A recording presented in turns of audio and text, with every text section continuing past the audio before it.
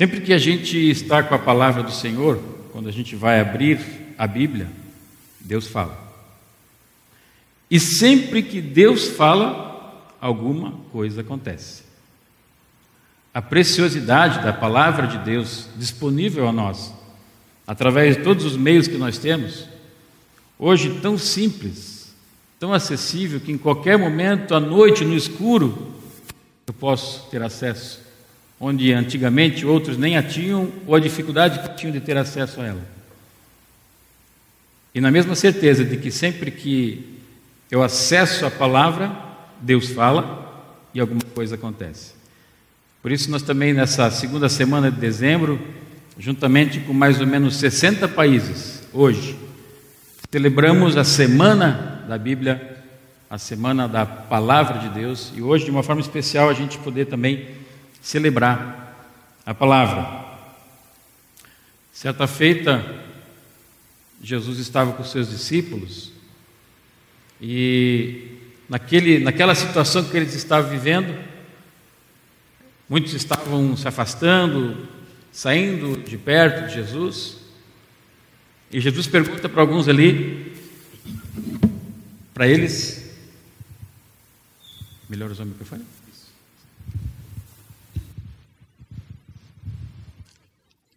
Jesus pergunta para eles: e vocês, ainda querem continuar comigo? E ele tinha feito milagres, tinha oferecido pão em abundância, e Pedro dá uma resposta. Essa resposta é o que fez com que, de fato, eles mostrassem qual a razão de estar com Jesus e o que é a necessidade básica e fundamental do ser humano. Ele respondeu: para onde iremos? Só tu tens palavras de vida eterna. Não só de pão vive o homem, mas de toda a palavra que procede da boca de Deus. É interessante ver a história da humanidade, do mundo, antes e depois da queda. Antes Deus podia falar conosco, com o ser humano, diretamente. Não havia necessidade de algo escrito. Havia como se comunicar com Deus diretamente. Depois do pecado, Deus não podia mais ter esse contato pessoal por causa do pecado que habita em nós. E o meio de se comunicar conosco, inicialmente lá Moisés sobe ao monte, recebe uma palavra, as tábuas da lei. E depois disso, ao longo dos tempos, precisou-se desse meio escrito, para que através dessa palavra a gente pudesse saber a vontade de Deus e ter esse acesso ao que Deus tem para nós.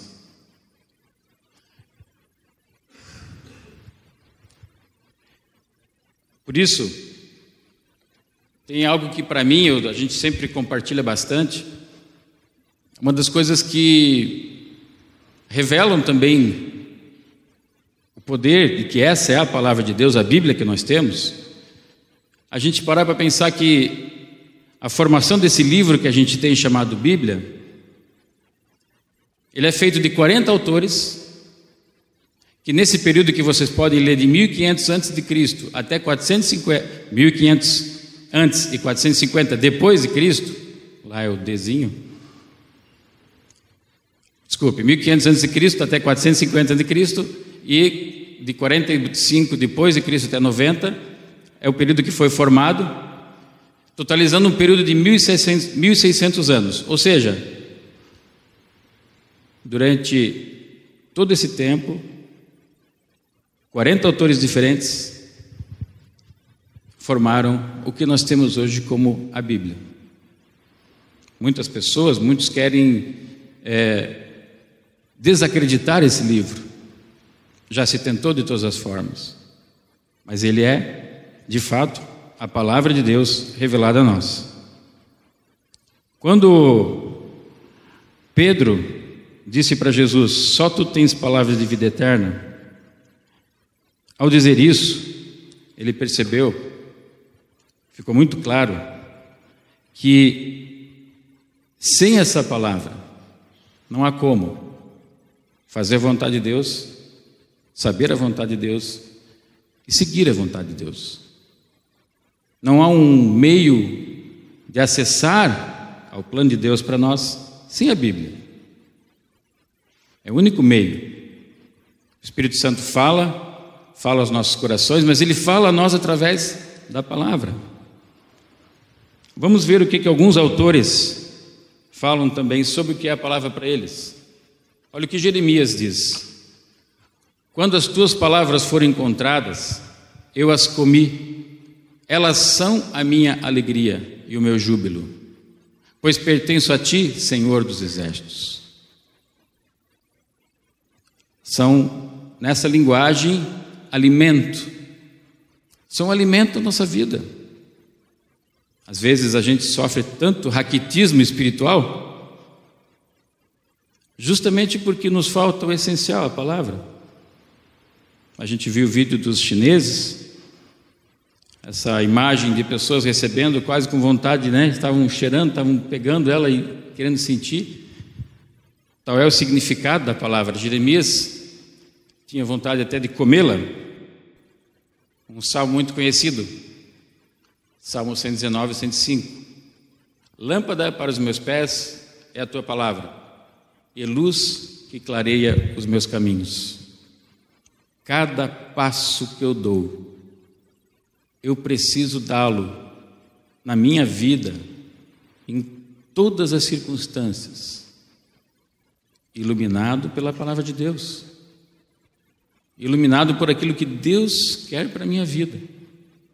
Por isso a palavra, ela é essa luz que indica cada passo na minha vida. E para isso eu preciso conhecê-la, preciso me dedicar a ela, preciso tomar tempo para ler a Bíblia. Provérbios 30, versículo 5: cada palavra de Deus é comprovadamente pura, escudo para quem se refugia no Senhor. A palavra é refúgio para a nossa vida. Sabe, eu contei no início um pouquinho só da minha história, resumidamente, como pastor. Ao ser transferidos para Panambi, passamos uma situação difícil, nossa filha não se adaptou a essa mudança, muitos aqui já conhecem a história, e o processo final foi que, em função de uma rebeldia dela, a igreja não entendeu entendeu que eu não poderia mais ser pastor, pela rebeldia da minha filha. Eu fui afastado como pastor, em função da rebeldia da minha filha. Todo um processo depois disso, tantos anos já servindo a Deus, fazendo a obra do Senhor, depressão, a gente saiu da cidade, foi para Blumenau, e agora o que Deus quer da nossa vida? Uma situação que me tirou o chão, literalmente. Mas sabem que algo que marcou, e hoje para mim, mesmo tendo sido pastor há tantos anos, mesmo conhecendo a Jesus há 30 anos, algo que marcou esse período difícil para mim, é o que eu quero compartilhar também com vocês a respeito da palavra. Todas as manhãs, naquela fase de depressão que eu estava passando, o que me sustentava era lembrar de alguns personagens bíblicos e o que aconteceu na vida deles. Eu vou pegar o exemplo de José. Foi algo fundamental. Quem passou por depressão, quem já teve síndrome de pânico, quem passou por situações, quem não passou por situações difíceis, né? Naquelas manhãs que eu lembro que eu não tinha vontade de abrir os olhos, não tinha vontade de viver, na verdade. Como, e ainda hoje é, mas como naquele momento foi importante lembrar o que José passou, mas nos mínimos detalhes. Porque às vezes a gente passa por cima, uma história bíblica aconteceu assim, ok, mas lembrar, por exemplo, que José, porque fez a vontade de Deus, obedeceu a Deus, negou-se a si mesmo na oferta de uma maravilhosa mulher que o convidou para ter uma relação fora de padrões quaisquer, fez a vontade de Deus e foi preso. E lá na prisão, o que marcou a minha vida, lembrar de alguns detalhes, foi como José estava lá na prisão cada dia. Não está escrito muita coisa, mas a gente começa a imaginar Quais os sentimentos que José sentia no início?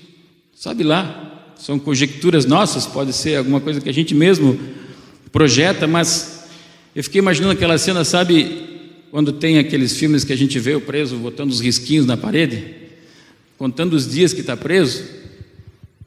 Eu falava para Deus, até quando eu fico nessa situação? E eu lembrava do que ele passou, o quanto isso me confortava, o quanto isso me dava esperança ao ver a vida dele e ler os textos e ver como Deus agiu na vida dele e aonde a vida dele teve a continuidade onde chegou. Mas eu imagino que você possa se harmonizar com o que eu estou dizendo. Naquela hora que você está no pior buraco da sua vida, você não consegue crer, confiar, se alegrar, você esgotou todas as suas forças, zerou todo o seu combustível, acabou. A palavra, as experiências bíblicas, aquilo que o Senhor tem na sua palavra registrado, é o que nos dá vida. A palavra é vida. E eu testemunho para vocês o quanto foi fortalecimento para cada passo nesse processo tão difícil. Foram 3 anos vivendo desse jeito. 3 anos nesse processo todo, ao mesmo tempo de reciclagem, às vezes dificuldades, a gente sabe disso, as provações, as tribulações acontecem na nossa vida, para a gente reconhecer mais ainda o poder de Deus em nossa vida, para a gente reconhecer a nossa dependência do Senhor. Eu vejo, por exemplo, lá no Novo Testamento, da mesma forma, os escritores contando as experiências que leram, que tem como base para a sua vida na palavra. Com que Jesus Cristo, na luta contra o inimigo, qual foi o mecanismo, fora a ação do Espírito Santo, a ação de Deus, mas como humano naquele momento que ele estava sendo tentado? Qual foi o mecanismo utilizado para vencer o diabo? Que instrumento ele usou para vencer o diabo? Sua força? Sua vontade? Alguma estratégia diferente para vencer a investida do inimigo? A palavra. Jesus venceu. Também a investida e a tentação do inimigo através da palavra. Autores vão colocando para nós a importância da palavra de Deus e em muitos momentos. Guardei no meu coração a tua palavra para não pecar contra ti, Senhor. Meu povo peca por falta de conhecimento. Também a palavra diz assim. Por quê? A palavra tem orientação para tantas coisas e a gente às vezes se vê em tantas situações ciladas e não sabe como agir, ou o que deve pensar, ou como deve pensar. A palavra de Deus, a Bíblia, o que está escrito, nos dá a orientação completa. Por isso, já lá no Antigo Testamento, Davi sabia da importância de ter a palavra na sua vida, no dia a dia, porque é bem assim, não é só ter ela escrita lá no papel ou no celular, onde for, mas ter ela no seu coração, na sua mente, no seu dia a dia, em situações que você está diante de fazer alguma coisa, você lembra do que Deus disse, você lembra da vontade de Deus registrada na palavra. Então é a nossa necessidade, dependência do que a palavra precisa e pode fazer. Por isso, é bom sempre lembrar, o texto básico que a gente tem para hoje, 2 Timóteo 3,16, a palavra, ela é inspirada por Deus. De fato, ela é a palavra de Deus. A Bíblia é a palavra de Deus para nós. Ninguém mais tem dúvida disso, podem questionar de diversas formas, é fato. E ela é útil para ensinar e dar instrução na justiça. Eu creio que cada um que se converte a Cristo deveria, no mínimo, como primeiro momento de experiência de fé, ler a Bíblia toda. No mínimo, para começar a sua experiência com Deus. Porque a nossa experiência com Deus, ela não é simplesmente emocional, sensitiva, também é, mas ela é bastante intelectual também. Não intelectual por razão em si, mas que através da experiência com a palavra, que ela é absorvida através do nosso ser intelectual, ela vai fazer parte da nossa vida. Seria muito importante. Eu nunca esqueço, num tempo de discipulado com um jovem que estava iniciando na caminhada de fé. Esse jovem, ao final do ano, ele trouxe uma Bíblia e disse: olha, eu queria te dar essa Bíblia agora no final do ano. Eu agradeci, achei que ele estava dando uma Bíblia de presente. Não, não é uma Bíblia de presente, eu sei que tem Bíblias, mas a dedicatória lá dentro, dá uma olhada. Estava escrito assim: eu gostaria de deixar essa Bíblia para você como testemunho. Eu li ela 2 vezes, toda num ano. Nem eu fiz isso. Nem eu, num ano, consegui ler a Bíblia toda. Vocês imaginam, é algo, né? Não é para ser, digamos assim, algo tão comum, né? Não é tão comum. Mas eu quero compartilhar com vocês não o fato do número da leitura, o quanto esse jovem leu, mas a diferença que eu percebi na vida dele. No 2º ano na igreja, as coisas que ele já tinha discernimento, tinha noção, ensinava. Quantas vezes ele era chamado de chato? Cara, tudo de novo. Com um texto, a palavra diz isso, a palavra diz aquilo. O quanto esse jovem, no meio das suas dificuldades e tentações, compartilhava com a gente. Naquele momento a palavra de Deus me deu aquele alerta. Hoje ele é pastor, tem a profissão dele secular e é pastor também. E os 2 filhos já estão também seguindo o mesmo caminho. Já fazem muitos anos essa história que eu estou contando. Mas a importância, que também para nós, muitas vezes, quando nós vemos pessoas se deliciarem com a palavra, né, a gente percebe quanto a gente precisa viver e experimentar o ensino e a instrução na justiça, que é a palavra de Deus. Também para repreensão e correção, da mesma forma. O poder da palavra para, em muitos momentos da nossa vida, puxar nossa orelha. Que o nosso coração, ao abrir as Escrituras, sempre esteja disposto a receber de Deus também a repreensão, a correção. A palavra vem fazendo isso, ela é viva, ela é dinâmica. Ela está num livro, ela está em letras humanas, mas ela é viva. Quantas pessoas, e a gente compartilha isso, você pode ler o mesmo versículo 50 vezes, na 50ª vez virá coisa nova. Sim ou não? É fato. Não sei se já lemos 50 vezes o mesmo, mas é fato. E que delícia que é, sinceramente.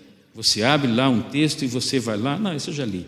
De repente você começa a absorver, ele vai mexendo com você e vem uma coisa nova. É o velho tesouro que traz sempre coisas novas. A bênção que ela, por ser viva, por ser muito antes do que uma disciplina de fé, eu tenho que ler a Bíblia, é muito mais do que também o alimento. Ela é prazer para a nossa alma nesse sentido, mesmo que ela é repreensão e correção, porque com isso ela também está me dando força para ficar no caminho. E Jesus, quando estava com seus discípulos, de todas as instruções, João 17, ele já está no momento final das instruções para os seus discípulos. Ali ele fez uma oração sacerdotal, uma oração bem especial depois teria que deixá-los. Ele deixa essa palavra que para mim também é muito preciosa. Orando ao Senhor essa oração: Pai, santifica-os na verdade. A tua palavra é a verdade. O que é santificação? Várias pessoas têm os seus conceitos de santificação. Mas antes de mais nada, a santificação não é algo que vai me fazer ser mais perfeito, menos pecador. Santificação, de fato, é algo que vai me separar que vai me distinguir de uma outra realidade. A palavra faz esse processo na nossa vida, nos separa do mal, nos separa dos conceitos ao nosso redor que vão influenciando a nossa cabeça, nos separa de tudo aquilo que desagrada a Deus. Santifica-os na verdade, tua palavra é a verdade. Então ele está dizendo justamente que o fato da gente viver e buscar a palavra vai nos santificando nesse sentido, vai nos distanciando desses maus caminhos. Por isso, a necessidade que nós temos, e também a alegria que temos de celebrar nessa segunda semana, o fato de termos a palavra de Deus, da palavra de Deus estar conosco, da palavra de Deus poder ser desfrutada. Porém, não posso deixar de dizer, infelizmente, eu estou uns 5 anos fora do ministério pastoral, não posso falar mais tanto, mas assim, tanto na minha vida quanto na nossa, o tempo que a gente dedica para a palavra, às vezes é escasso. Não falamos a todos, mas de uma maioria. Talvez fruto da falta de hábito de leitura, etc. e tal, mas isso ainda pode ser razão secundária. A razão principal que a gente deveria se perguntar: por que nós não temos mais tempo para a palavra do Senhor? Por que nós não dedicamos mais tempo por dia a receber essa orientação que vem de Deus através da sua palavra?